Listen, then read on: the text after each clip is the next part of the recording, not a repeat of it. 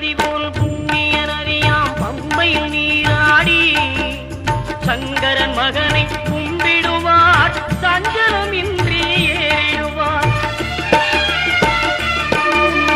நீலிமலை ஏற்றம் சிவபாலனும் ஏற்றிடுவார். காலமெல்லாம் நமக்கே அருள்காவலராயிருப்பார். தேகபலம் தா பாதபலம் தா தேகபலம் தா பாதபலம் தா தேகபலம் தா